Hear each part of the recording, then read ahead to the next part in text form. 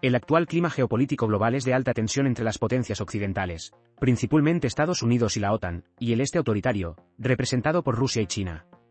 Este enfrentamiento nos recuerda la película Amanecer Rojo, donde adolescentes estadounidenses se defienden de una invasión rusa y cubana. Como señala un personaje, los dos matones más duros de la cuadra inevitablemente se enfrentarán. Muchos analistas ven a Estados Unidos/OTAN y a China/Rusia como estas dos superpotencias rivales en curso de colisión. Los masivos gastos militares y la postura de ambos lados hacen que el enfrentamiento violento parezca probable. No desde la crisis de los misiles en Cuba ha habido una tensión este-oeste tan palpable. La invasión de Ucrania ha puesto a las fuerzas de la OTAN en oposición directa a Rusia en lo que podría considerarse la forma más cercana a una guerra abierta entre estas potencias en medio siglo.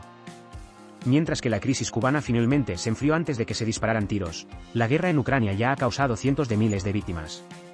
Rusia retrata a la OTAN como el agresor, afirmando que está combatiendo directamente a la alianza mientras suministra armas a Ucrania. La OTAN sostiene que solo está ayudando en la defensa de Ucrania, sin involucrarse directamente. Aún así, proveer armamentos e inteligencia acerca al occidente peligrosamente a una participación activa. Los incidentes aéreos entre británicos y ucranianos en 2022 aumentaron aún más las tensiones, al igual que un misil ucraniano errante que cayó en Polonia en noviembre de 2022. Según el artículo 5 de la OTAN, un ataque a un miembro representa un ataque a todos. Durante un tiempo, los temores de una guerra total entre la OTAN y Rusia inundaron el ambiente. Mientras tanto, en el Pacífico, China hace movimientos amenazantes hacia Taiwán, como intrusiones de aviones después de visitas de funcionarios estadounidenses a la isla. Después del viaje del portavoz McCarthy en abril de 2023, China prácticamente cerró el espacio aéreo taiwanés con oleadas de cazas y planteó la posibilidad de exigir que los buques extranjeros en el estrecho de Taiwán se sometieran a inspecciones, algo a lo que Taiwán se opone firmemente. Claramente, Estados Unidos y China no están al borde de una guerra abierta, según el general Mark Milley en marzo de 2023. Sin embargo, él admite que enfrentamientos armados son posibles mediante un evento detonante como una invasión china a Taiwán. Xi Jinping declara que quiere que el ejército chino esté listo para tomar Taiwán por la fuerza a partir de 2027. Por lo tanto, el riesgo existe. Examinemos los teatros europeo y del Pacífico donde podría ocurrir tal guerra. En Europa, la OTAN enfrenta a un debilitado ejército ruso expuesto por la invasión de Ucrania como una sombra de lo que fue en el pasado. En el Pacífico, el ejército de Estados Unidos se enfrentaría a las fuerzas navales en crecimiento pero aún insuficientes de China. El grupo de investigación Oryx ha documentado más de 10,000 bajas en vehículos rusos, incluidos 1.900 tanques y más de 200,000 soldados muertos o heridos. Rusia incluso ha reactivado tanques antiguos de la época de la Guerra de Corea y ha perdido numerosos oficiales superiores debido a la dependencia del control desde arriba, careciendo de la flexibilidad de la estructura de mando descentralizada de la OTAN. Antes de la invasión, muchos consideraban que el ejército de Rusia era el segundo más poderoso después del de Estados Unidos. Pero su mala logística, equipamiento desactualizado e incapacidad para controlar los cielos o proporcionar cobertura aérea en Ucrania, han demostrado lo contrario. Solo su artillería y sus fuerzas nucleares siguen siendo creíbles. Mientras tanto, la OTAN cuenta con más de 3,5 millones de soldados, aunque en su mayoría provienen de Estados Unidos y Turquía. Otros miembros clave como Alemania, Francia, el Reino Unido, Polonia e Italia aportan más de 160,000 cada uno. Aunque principalmente defensiva, la OTAN ha demostrado disposición para suministrar armas a países no miembros en apuros, como Ucrania, cuando los intereses se alinean. La invasión revitalizó la unidad de la OTAN y el gasto en defensa. La OTAN puede desplegar tanques sofisticados como el Leopard 2 de Alemania, el Abrams de Estados Unidos, el Challenger 2 británico y el Leclerc francés, junto con los cazas furtivos F-35 de última generación. Rusia todavía depende de aviones desactualizados como el MiG-29, el MiG-31 y el Su-27.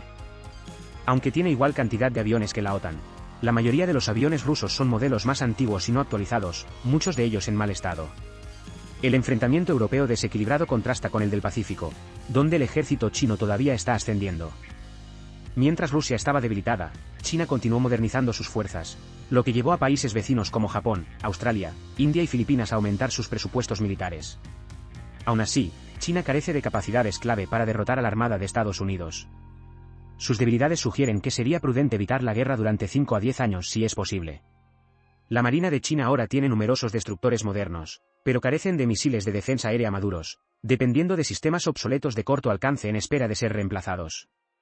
La flota de portaaviones de China consta de solo 3, y solo uno de ellos tiene las catapultas avanzadas de los 11 superportaaviones de Estados Unidos. Los otros dos utilizan diseños de trampolín menos capaces. Los aviones de combate para portaaviones de China también dejan mucho que desear. Su avión naval J-15, apodado el Pez Flap, tiene poca potencia y está limitado por los portaaviones de trampolín. El avión de combate sigiloso J-20 de China, más mortífero, no es adecuado para operaciones en portaaviones. La formación de pilotos también es un desafío, ya que China carece de aviones de entrenamiento adecuados para operaciones en portaaviones. Rumores sugieren que China está construyendo un cuarto portaaviones, pero carece de suficientes pilotos para sus naves actuales. Además, Estados Unidos puede contar con el apoyo de vecinos cautelosos como Japón, que está construyendo un par de los destructores más grandes del mundo, y Australia, que operará submarinos nucleares con ayuda estadounidense y británica.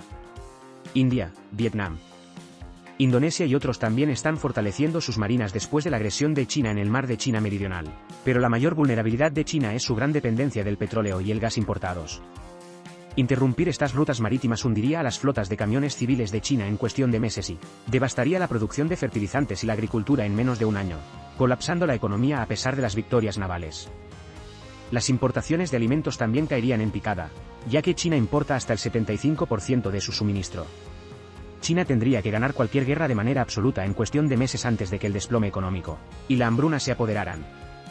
Una perspectiva dudosa ante el poder de fuego concentrado de Estados Unidos y sus aliados.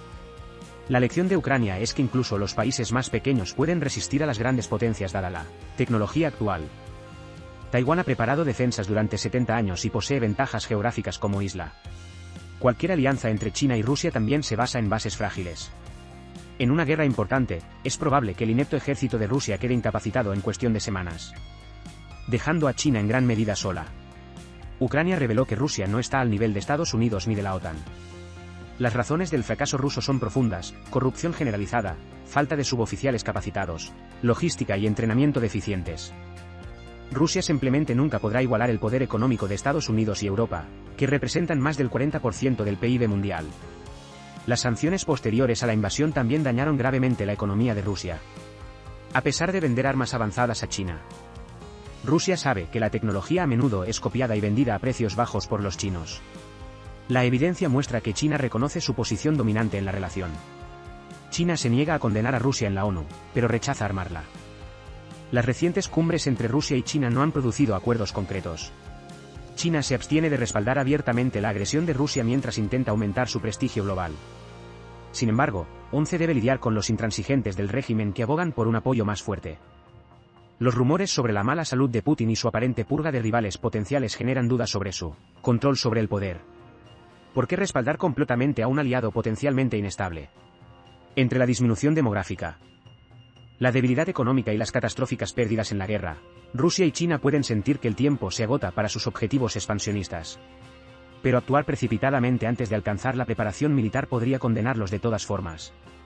Sus elecciones futuras tendrán un impacto significativo en la región y en el mundo.